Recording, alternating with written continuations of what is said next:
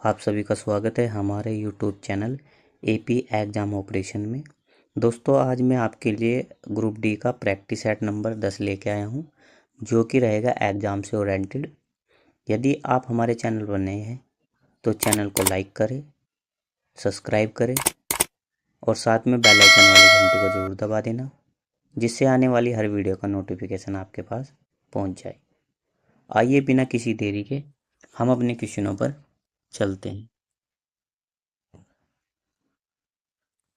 और पहला क्वेश्चन ये रहा हमारा। और पहला क्वेश्चन दे रखा है इसने हमें -18 + के 6 भाग 3 + 5 बराबर क्या होगा। तो पहला क्वेश्चन जो है वो बोर्ड मास का है। तो हमें सबसे पहले करना क्या है, हमें 6 को भाग देना है। तो यहाँ पे जब हम 6 को भाग देंगे 3 से तो आ जाएगा यहाँ पे 2, यहाँ पे प्लस क्या है तो ये हो जाएगा 7, और यहाँ पे -18, और -18 से जब 7 घटाएंगे तो -11 क्या जाएगा, -11। तो -11 क्या हो जाएगा हमारा, बिल्कुल सही आंसर हो जाएगा option number A. Option number A क्या हो जाएगा, बिल्कुल सही आंसर हो जाएगा। अगले क्वेश्चन पर चलते हैं। और अगला क्वेश्चन हमारा क्वेश्चन नंबर 2। और क्वेश्चन नंबर 2 ये रहा। और क्वेश्चन नंबर 2 में कह रहा है कि 36 माइनस ब्रैकेट 12 + √3 × 10 भाग 2 बराबर क्या होगा, बराबर क्या होगा। तो यहाँ पे इसने दिया हुआ है हमें 36 माइनस √12 + ब्रैकेट 3 × 10 भाग 2 बराबर के क्या होगा। तो हमें करना क्या है, सबसे पहले बोर्ड मास के हिसाब से हमें जो ब्रैकेट के अंदर दिया हुआ है उसे हमें सोल्व करना है। तो यहाँ से जब हम 2 से काटेंगे भाग वाला तो यहाँ पे कट जाएगा 5 बार, और 5 की मल्टीप्लाई हो जाएगी 3 में तो ये बन जाएगा हमारा 15, और 12 और 15 यहाँ पे चिन्ह किसका, प्लस का। 12 और 15 बन जाएगा 27, और 27 में से जब हम 36 घटाएंगे तो हमारा आंसर आ जाएगा 9। हमारा आंसर क्या आ जाएगा, 9। तो 9 क्या हो जाएगा हमारा, बिल्कुल सही आंसर हो जाएगा option number D. Option number D क्या हो जाएगा, बिल्कुल सही आंसर हो जाएगा। अगले क्वेश्चन पर चलते हैं। और नेक्स्ट क्वेश्चन है हमारा, नेक्स्ट क्वेश्चन है क्वेश्चन नंबर 3। और क्वेश्चन नंबर 3 ये रहा हमारा। और क्वेश्चन नंबर 3 में कह रहा है, क्वेश्चन नंबर 3 में कह रहा है कि 3 के प्रथम 25 गुणजों का औसत कितना है। 3 के प्रथम 25 गुणजों का औसत कितना है। तो 3 के प्रथम 25 गुणज कौन कौन से हो जाएंगे, हो जाएगा हमारा 3 डैश डैश डैश डैश और 25 या 75। तो कितने हो जाएंगे, 3 के प्रथम 25 गुणजों का औसत पूछ रहा है तो कौन से हो जाएंगे, 3 से 75 हो जाएंगे। और हमें पता है औसत जो हो जाएगा, औसत में हम यहाँ पे जो फॉर्मूला लगाएंगे, औसत में जो हम यहाँ पे फॉर्मूला लगाएंगे वो लगेंगे फर्स्ट प्लस के लास्ट बटे 2, फर्स्ट प्लस के लास्ट बटे 2। तो पहली संख्या कितनी है हमारे पास, 3, लास्ट वाली कितनी है 75, तो जाएगा 3 + के 75 बटे 2। तो यहाँ पे कितना बन जाएगा, 75 और 3 हो जाएगा 78, और 78 बटे 2 हो जाएगा। और जब हम 2 से काटेंगे तो ये हो जाएगा हमारा 2 तिया 6 और 2 नम 18। तो कितना जाएगा, औसत कितना जाएगा 39। औसत कितना जाएगा 39। 39 क्या हो जाएगा हमारा, बिल्कुल सही आंसर हो जाएगा option number D. Option number D क्या हो जाएगा, बिल्कुल सही आंसर हो जाएगा। नेक्स्ट क्वेश्चन पर चलते हैं। और नेक्स्ट क्वेश्चन ये रहा हमारा क्वेश्चन नंबर 4। और क्वेश्चन नंबर 4 ये रहा आपकी स्क्रीन पर। और क्वेश्चन नंबर 4 में कह रहा है कि रामपुर गांव की इस समय जनसंख्या जो है वो 625 है। यदि प्रतिवर्ष जनसंख्या में 4% की वृद्धि होती है तो दूसरे वर्ष के अंत में अपेक्षित जनसंख्या ज्ञात करें। तो यहाँ पे जो 4% है, यहाँ पे जो 4% इसे हम क्या लिख सकते हैं, हम इसे लिख सकते हैं 4/100, यानी कि 1/25 लिख सकते हैं। 25 से कितना हो गया, 26 हो गया। यानी कि ये जो था वर्तमान, वर्तमान में कितना है, वर्तमान और कितने साल बाद कह रहा है, कि ये कह रहा है कि 625 यदि दूसरे वर्ष में, कितने वर्ष में, दूसरे वर्ष में, कि कह रहा है वृद्धि हो जाती है, दूसरे वर्ष में वृद्धि हो जाती है। तो वर्तमान में कितना है 25, वर्तमान में कितना है 25, 25 से कितना हो गया, 25 में 1 जुड़ा कितना हो जाएगा 26, तो वृद्धि हो गई 1 की, तो हो गया 26। तो वृद्धि करने पर 26 और कितने साल के लिए? 2 साल के लिए। तो 2 साल के लिए लिख देंगे 25 और 26, 25 और 26। तो यहाँ पे जब हम वर्तमान की निकालेंगे तो 25 और 25 होता है 625। 25 की मल्टीप्लाई 25 में करोगे या 25 के स्क्वायर करोगे तो 625 आ जाएगा। और जब 26 की मल्टीप्लाई 26 या स्क्वायर करोगे तो 676 आ जाएगा। कितना जाएगा? 676। दिया क्या है उसने? कह रहा है कि इस समय जनसंख्या कितने? 625। यानी कि वर्तमान की जो संख्या जनसंख्या वो 625 है। और अनुपात में जनसंख्या कितनी निकली? अनुपात में कितनी आई? वर्तमान में 625। तो 625 किसके बराबर हो जाएगा? 625 के बराबर हो जाएगा। 625 625 के बराबर हो जाएगा। कह रहा है कि दूसरे वर्ष के अंत में यानी कि कितना निकाला है? वृद्धि 676। तो यहाँ से हमें किसका मान निकाल देंगे? यहाँ से हम 676 का मान निकाल देंगे। तो 676 जब निकालेंगे, यहाँ पे 625 कितना गुना है? 1 गुना। तो 676 का भी हम कितना कर देंगे? 1 गुना। 676 का भी जब 1 गुना करेंगे तो कितना आ जाएगा? 676 आ जाएगा। तो हमारा आंसर क्या हो जाएगा? 676। Option number C. Option number C क्या हो जाएगा? बिल्कुल सही आंसर हो जाएगा। नेक्स्ट क्वेश्चन पर चलते हैं। और नेक्स्ट क्वेश्चन है हमारा क्वेश्चन नंबर 5। और क्वेश्चन नंबर 5 ये रहा हमारा। और क्वेश्चन नंबर 5 दिया हुआ है, कह रहा है कि एक परीक्षा में 40% छात्र अनुत्तीर्ण हुए। यदि अनुत्तीर्ण छात्रों की संख्या 240 है तो परीक्षा में भाग लेने वाले छात्रों की कुल संख्या कितनी है? तो यहाँ पे कह रहा है कि एक परीक्षा में 40% छात्र अनुत्तीर्ण, यानी कि 40% छात्र क्या हुए? इनमें फेल हुए। 40% छात्र जो हैं वे फेल हो गए। तो पास कितने हुए? पास कितने हुए? 60। पास कितने हुए? 60% हुए। लेकिन ये कह रहा है कि अनुत्तीर्ण छात्रों की संख्या कितनी है? 240। और अनुत्तीर्ण छात्र यानी कि फेल छात्र कितने हैं? 40। तो 40 किसके बराबर हो जाएगा? 40% किसके बराबर हो जाएगा? 240 के बराबर हो जाएगा। कह रहा है कि कुल छात्र कितने हैं? 100%। कुल छात्र कितने हैं? 100%। तो यहाँ से किसका मान निकल जाएगा?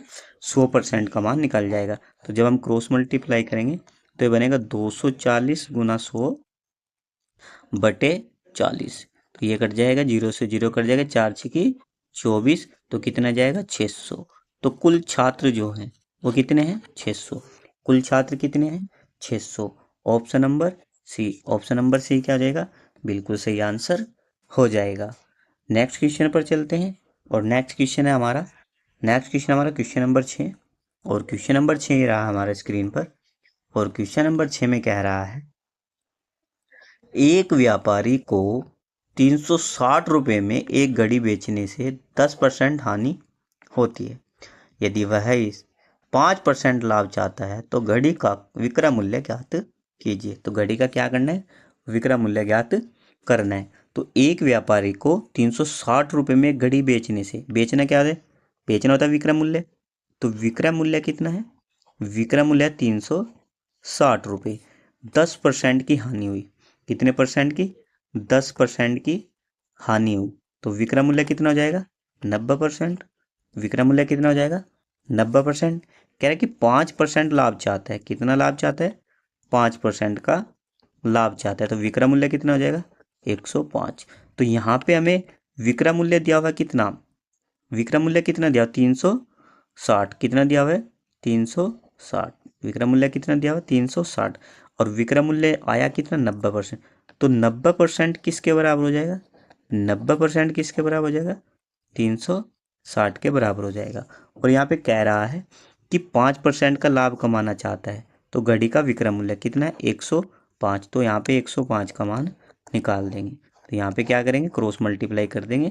तो आ जाएगा हमारा 360 बटे 90 गुणा 105। तो यहाँ पे कट जाएगा 0 से 0, 9 चौक 36। तो हमारा आंसर आ जाएगा 4 पंजे 20 और 4 एकम 4, 420। तो विक्रय मूल्य कितना आया?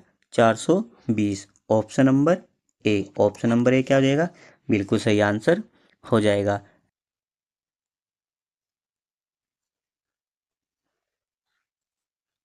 अगला क्वेश्चन हमारा क्वेश्चन नंबर 7। और क्वेश्चन नंबर 7 में कह रहा है कि यदि √2 की पावर n बराबर 64 हो तो n का मान ज्ञात करें। n का मान ज्ञात करें। कह रहे कि रूट 2 की पावर n बराबर 64।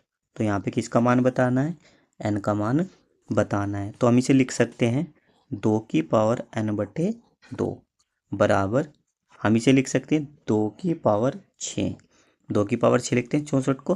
तो यहाँ पे हमारे पास, यहाँ पे ये बराबर हो जाएगा, यहाँ पे क्या हो जाएगा, ये बराबर हो जाएगा, 2 और 2 बराबर हो जाएगा। तो हमारा जो मिलेगा यहाँ से, ये बनेगा n/2 बराबर 6 के। ठीक है, ये किसके बराबर हो जाएगा, 6 के बराबर हो जाएगा। और यहाँ से जब हम n का मान निकालेंगे तो हमारा n का मान हो जाएगा, यहाँ पे भाग में है उधर गुणा में चले जाएगा, तो ये जाएगा 6 दूनी 12। तो n का मान कितना जाएगा, 12। n का मान क्या हो जाएगा, 12। 12 क्या हो जाएगा, बिल्कुल सही आंसर हो जाएगा option number D. Option number D क्या हो जाएगा, बिल्कुल सही आंसर हो जाएगा। नेक्स्ट क्वेश्चन पर चलते हैं, और नेक्स्ट क्वेश्चन है हमारा क्वेश्चन नंबर 8। और क्वेश्चन नंबर 8 ये रहा हमारा। और क्वेश्चन नंबर 8 में कह रहा है कि 624 रुपये हैं, 3 मित्रों के बीच 1/2 अनुपात 1/3 अनुपात 1/4 के अनुपात में बांटे गए हैं। तीसरे मित्र का हिस्सा ज्ञात करें।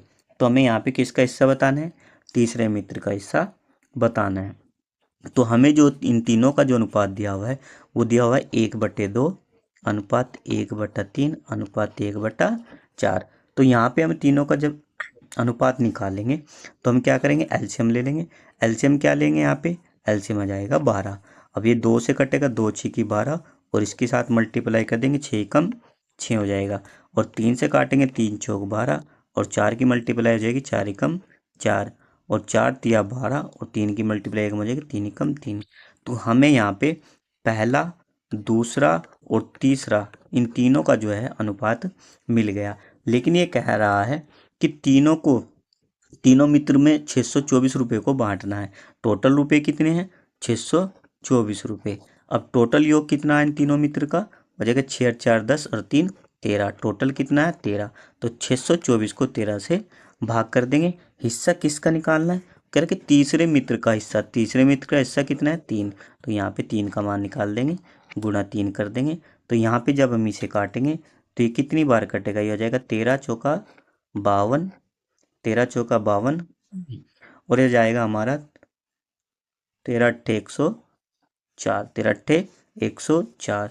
तो ये हो जाएगा हमारा, जब हम मल्टीप्लाई करेंगे तो आ जाएगा 144। क्या आ जाएगा, 144। तो 144 क्या हो जाएगा, बिल्कुल सही आंसर हो जाएगा option number B. Option number B क्या आ जाएगा, बिल्कुल सही आंसर हो जाएगा। नेक्स्ट क्वेश्चन पर चलते हैं, और नेक्स्ट क्वेश्चन है हमारा क्वेश्चन नंबर 9। और क्वेश्चन नंबर 9 ये रहा हमारा। और क्वेश्चन नंबर 9 में कह रहा है, क्वेश्चन नंबर 9 में कह रहा है कि एक व्यक्ति 9% के साधारण ब्याज पर 8,500 रुपये उधार लेता है। 2 वर्ष के अंत में वह कितनी राशि का भुगतान करेगा, वह कितनी राशि का भुगतान करेगा। तो यहाँ पे हमें निकालना क्या है, अमाउंट निकालना है। हमें क्या निकालना है, अमाउंट। तो यहाँ पे इसने दर कितनी दी है, दर दी है इसने 9%। दर कितनी दी है, 9%। और समय कितना हो जाएगा, समय हो जाएगा हमारा 2 दूनी 4 और 1 5, 5/2%। 5/2 वर्ष क्या हो जाएगा, समय हो जाएगा। यहाँ पे अगर मैं समय की और दर की मल्टीप्लाई करूँ, समय और दर की मल्टीप्लाई करने से मिलता है ब्याज, SI। तो यहाँ पे हो जाएगा RT प्रतिशत। तो यहाँ पे जब मैं मल्टीप्लाई करूँगा तो हो जाएगा हमारा 9 गुणा 5/2। कितना आ जाएगा, 9 गुणा 5/2, तो 9 पंजे 45, और 45/2 क्या हो जाएगा, 45/2 हो जाएगा ब्याज। हमें अमाउंट निकालना है। अमाउंट होता है हमारा मूलधन प्लस के ब्याज, मूलधन प्लस के ब्याज। अमाउंट, मूलधन कितना है 100, प्लस के ब्याज कितना है हमारे पास 45/2। तो ये हो जाएगा हमारा, यहाँ से निकल जाएगा, ये जाएगा 100 दूनी 200 और 45, 245/2 को जब हम भाग करेंगे तो यह जाएगा हमारा 122.5%। क्या आ जाएगा, 122.5% आ जाएगा, 122.5% आ जाएगा। अब यहाँ पे इसने दिया क्या है, हमें मूलधन दिया हुआ है। मूलधन होता है 100, तो 100 किसके बराबर हो जाएगा, 100 हो जाएगा 8,500 के बराबर हो जाएगा। यहाँ पे निकालना क्या है, अमाउंट। अमाउंट कितना है, 122.5%। तो यहाँ से हम किसका मान निकाल देंगे, 122.5% का जब मान निकालेंगे तो क्रॉस मल्टीप्लाई हो जाएगा, ये बन जाएगा हमारा 8500 गुना 122.5/100 कितना आ जाएगा, 2 जीरो से 2 जीरो कर जाएगी। और जब हम इसकी मल्टीप्लाई करेंगे तो हमारा आंसर आ जाएगा 10,412.50। तो हमारा आंसर आ जाएगा 10,412। तो अमाउंट कितना है, 10,412। और 10,412 कौन सा है, option number B. Option number B क्या हो जाएगा, बिल्कुल सही आंसर हो जाएगा। नेक्स्ट क्वेश्चन पर चलते हैं। और नेक्स्ट क्वेश्चन हमारा क्वेश्चन नंबर 10। और क्वेश्चन नंबर 10 ही रहा हमारे स्क्रीन पर। और क्वेश्चन नंबर 10 में कह रहा है, क्वेश्चन नंबर 10 में कह रहा है कि यदि 20 व्यक्ति एक काम को 180 दिन में पूरा करते हैं तो उसी काम को 40 दिनों में पूरा करने के लिए कितने व्यक्तियों की आवश्यकता होगी। तो यहाँ पे कह रहा है कि यदि 20 व्यक्ति एक काम को 180 दिन में करते हैं तो 40 दिन के काम को करने के लिए कितने व्यक्ति की आवश्यकता होगी। तो यहाँ पे जो फॉर्मूला लगेगा वो लगेगा MDH वाला। कौन सा लगेगा, MDH बराबर MDH वाला फॉर्मूला लग जाएगा। तो यहाँ पे कह रहा है कि यदि 20 व्यक्ति, कितने व्यक्ति हैं, 20 व्यक्ति कितने दिन, 180 दिन में, 180 दिन में किसी काम को पूरा कर सकते हैं। फिर कह रहा है कि 40 दिन में, 40 दिन में उसी काम को कितने व्यक्ति करेंगे, 40 दिन में उसी काम को कितने व्यक्ति करेंगे। तो ये हो जाएगा हमारा, यहाँ से 0 से 0 कट जाएगी और ये हो जाएगा 4 पंजे 20 और 18 पंजे 90। तो 90 आदमी उसी काम को 40 दिन में कर देंगे। कितने आदमी, 90 आदमी उसी काम को 40 दिन में कर देंगे। 90 क्या हो जाएगा हमारा, बिल्कुल सही आंसर हो जाएगा option number C. Option number C क्या आ जाएगा, बिल्कुल सही आंसर हो जाएगा। नेक्स्ट क्वेश्चन पर चलते हैं। और नेक्स्ट क्वेश्चन हमारा क्वेश्चन नंबर 11 जो कि आपकी स्क्रीन पर है। क्वेश्चन नंबर 11 आपकी स्क्रीन पर है।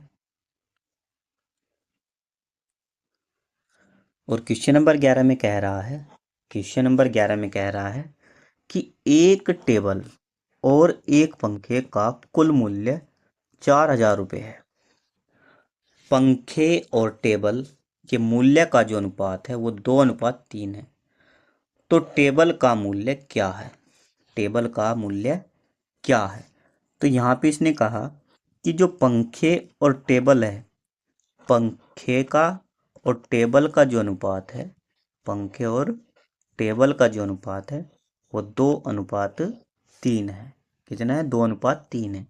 यहाँ पे कह रहा है कि कुल एक टेबल और एक पंखे का जो मूल्य है वो 4,000 रुपये है। यानी कि पंखे और टेबल का जो मूल्य है वो कितना है, 4,000 है।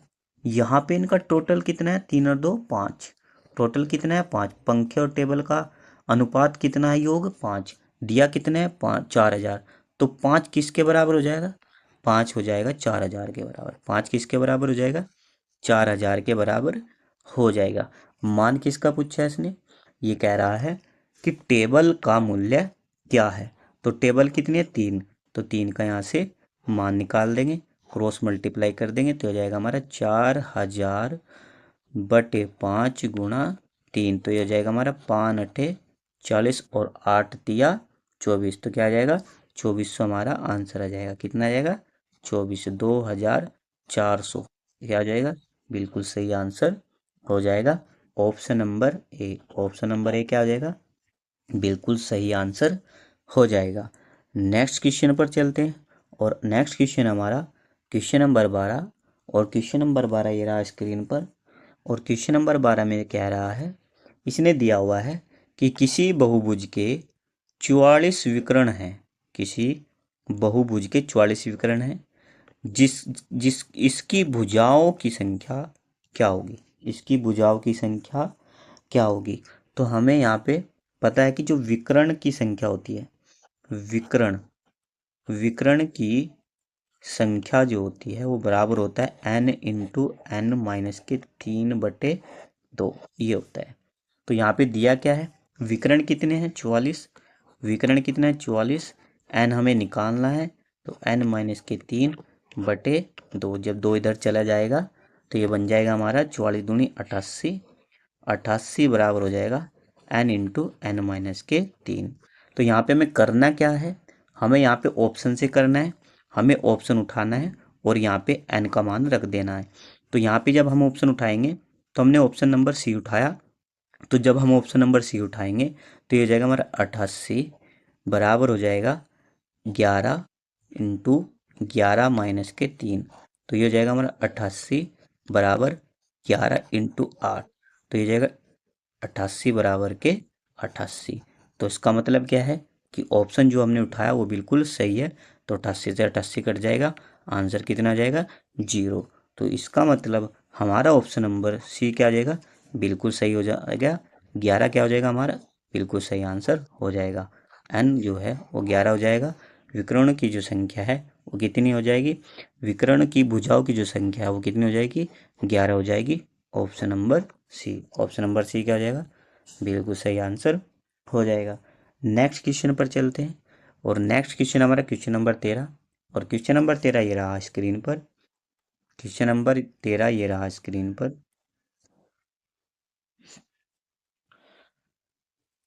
और क्वेश्चन नंबर 13 में कह रहा है कि 1 और 100 के बीच कुल अभाज्य संख्या कितनी है।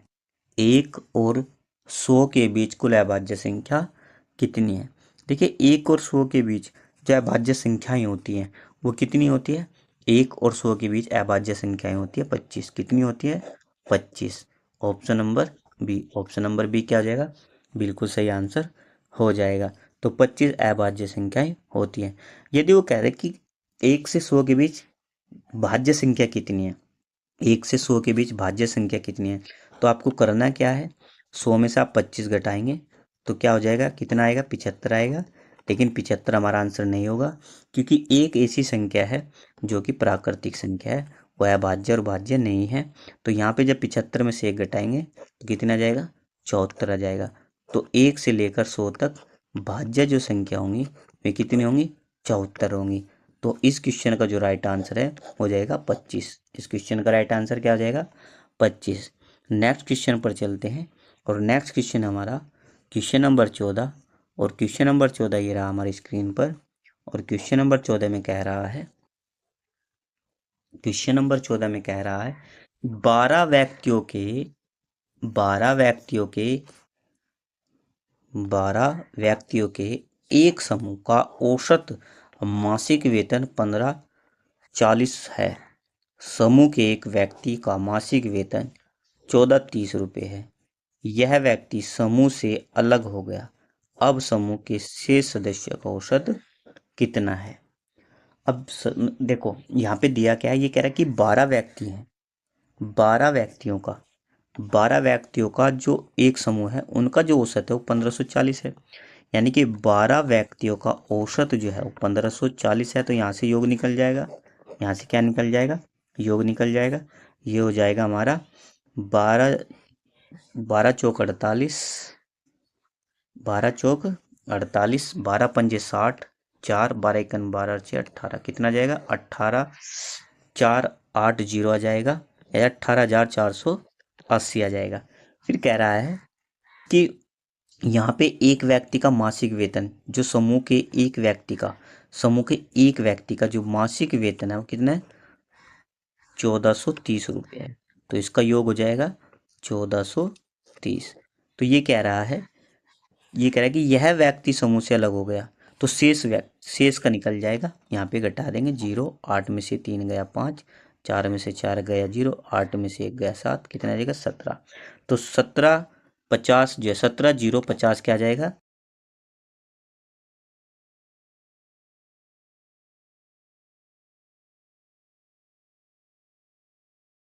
यहाँ पे कह रहा है कि औसत ज्ञात करें।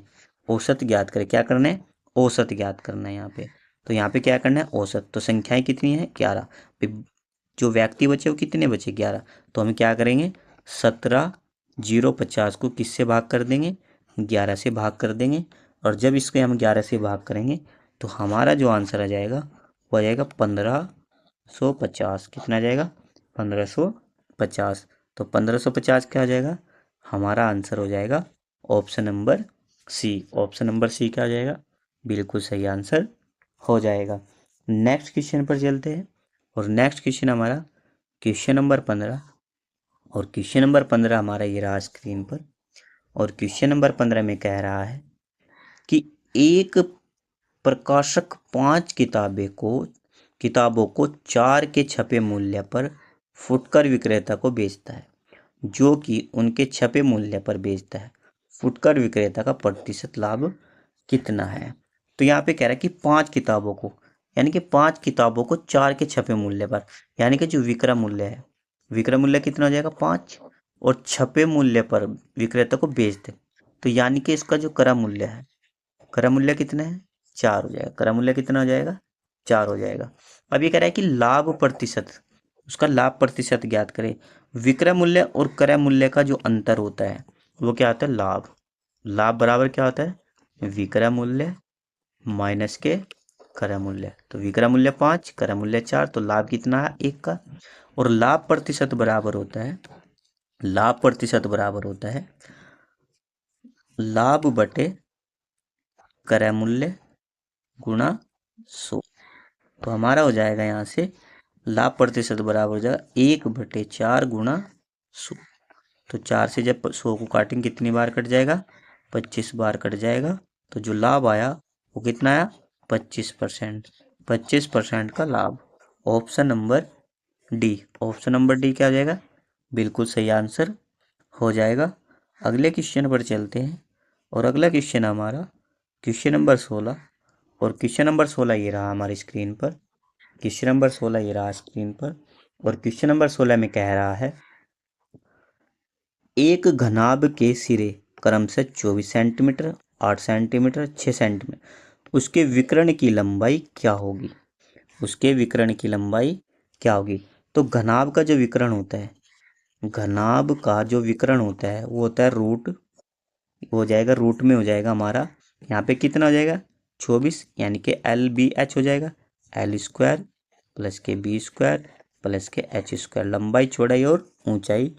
अब यहाँ पे हमें इसमें क्या करना है, मान को पुट कर देना है। तो ये हो जाएगा रूट 24 का स्क्वायर प्लस के 8 का स्क्वायर प्लस के 6 का स्क्वायर, तो बराबर हो जाएगा हमारा, ये बन जाएगा हमारा रूट 24 किसका स्क्वायर होता है, 24 होता है। 24 का स्क्वायर क्या होता है, 24 का स्क्वायर होता है 576 प्लस और 64 प्लस के 6 36। तो ये बन जाएगा हमारा रूट, जब हम इसे जोड़ेंगे तो ये जाएगा हमारा 6 और 4 10 और 6 16, 6 और 3 9, 9 और 7 16 और 1 17, 5 और 1 6, कितना आ जाएगा 676 आ जाएगा।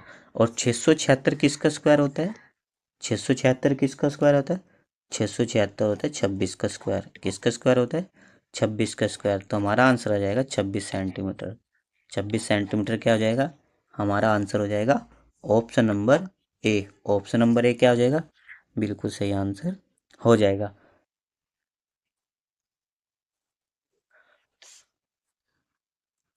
और क्वेश्चन नंबर 17 और क्वेश्चन नंबर 17 ये रहा हमारा। और क्वेश्चन नंबर 17 में कह रहा है कि कोई प्रकाशक किसी पुस्तक की प्रथम 20 प्रतियों पर 25% की छूट देता है, उससे आगे 30% पर 30 तथा से भी आगे 40% की छूट देता है। आप 100 प्रतियां खरीदते हो तो औसत छूट क्या होगी?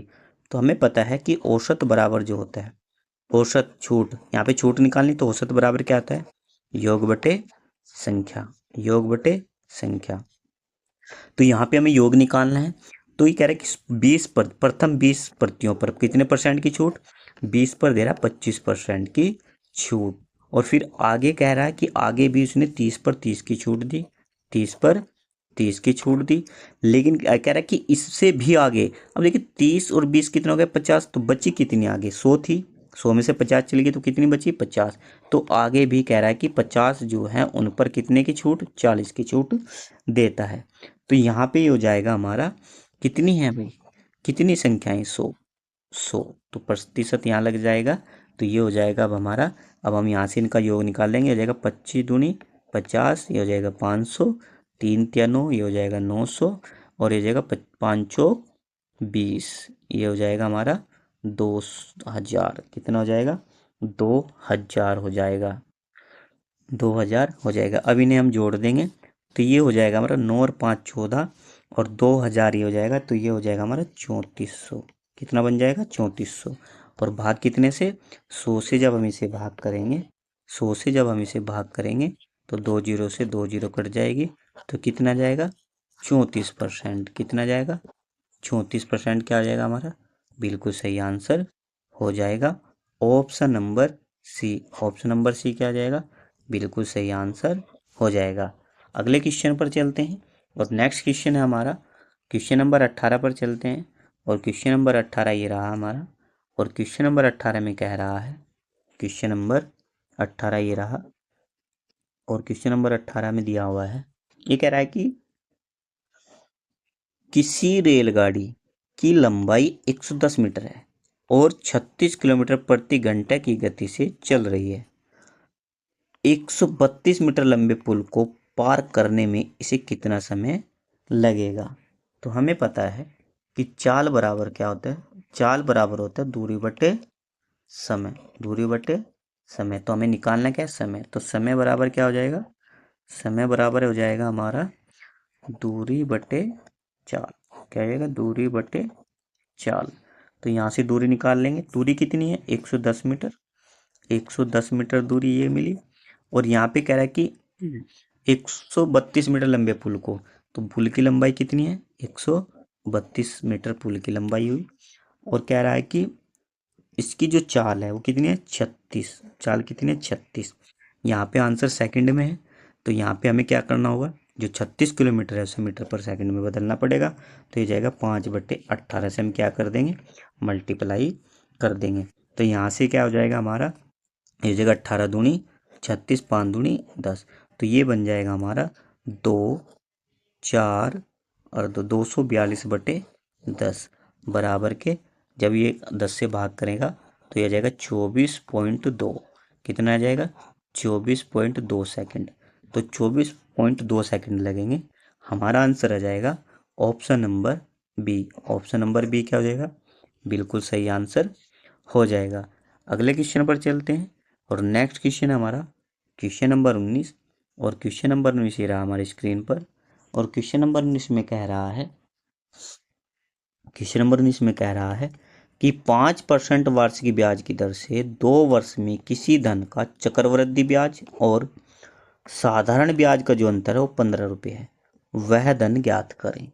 तो यहाँ पे उसने हमें दिया हुआ है साधारण ब्याज और चक्रवृद्धि ब्याज का जो अंतर दिया हुआ है वो कितना दिया हुआ है, 15 दिया हुआ है। और हमें पता है कि जो साधारण ब्याज होता है वो होता है RT%। कितना होता है, RT%। तो यहाँ पे दर कितनी है, 5%। समय कितना है, 2 साल। तो यहाँ पे ब्याज कितना हो जाएगा, 10%। ब्याज कितना हो जाएगा, 10%।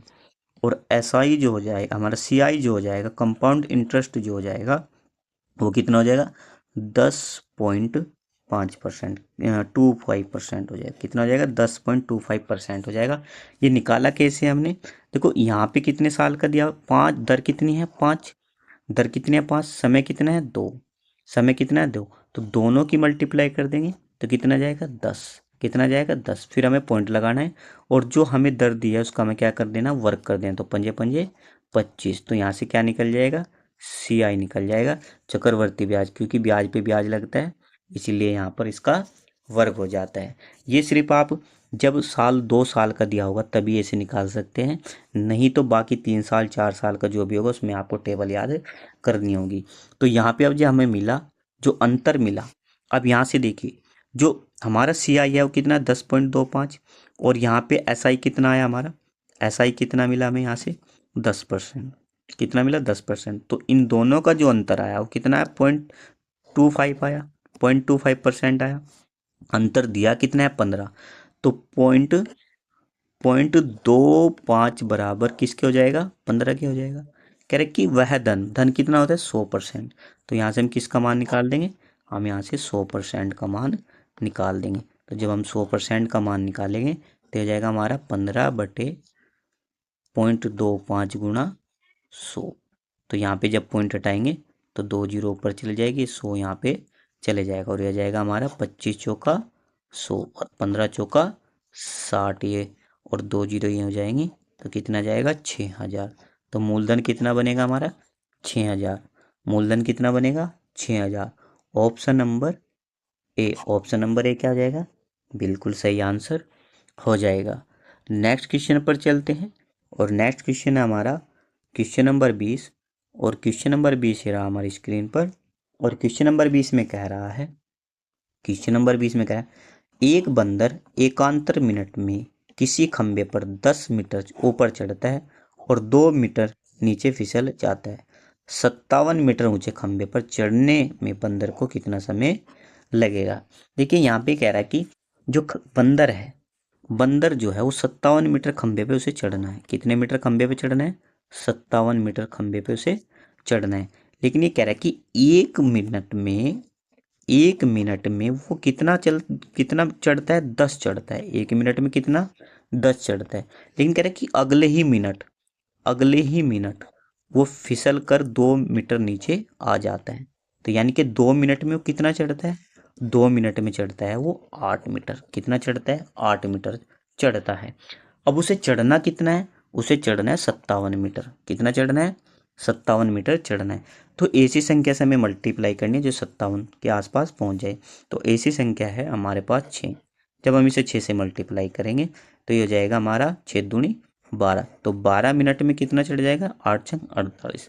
तो 12 मिनट में वो 48 मीटर चढ़ गया। कितना चढ़ गया, तो 12 मिनट में कितना चढ़ गया, 48 मीटर चढ़ गया। उसे चढ़ना कितना है, 57। तो बचा कितना, तो 57 में से जब आप 48 को घटाओगे तो बचा कितना, 9। तो अभी उसे कितना चढ़ना है, 9 मीटर उसे चढ़ना है। अब वो 1 मीटर में चढ़ता कितना है, 10। 1 मीटर में चढ़ता है कितना, 10। तो 9 मीटर कितने में चढ़ेगा, तो 9/10। तो 9/10 मिनट में वो 9 मीटर चढ़ जाएगा। तो वो कितने में चढ़ जाएगा, 12 सही 9/10 मिनट में वो 57 मीटर खंबे पर चढ़ जाएगा। 12 सही 9/10 मिनट में वो क्या होगा, 57 मीटर खंबे पर चढ़ जाएगा। तो हमारा जो आंसर आ जाएगा वो आ जाएगा 12 सही 9/10 metre. Option number C, option number C क्या आ जाएगा, बिल्कुल सही आंसर हो जाएगा। यदि दोस्तों आपको सेशन अच्छा लगा है और क्वेश्चन आपकी समझ में आए हो तो कमेंट में ज़रूर बताना और वीडियो को ज़्यादा से ज़्यादा शेयर करना। जय हिंद, जय भारत।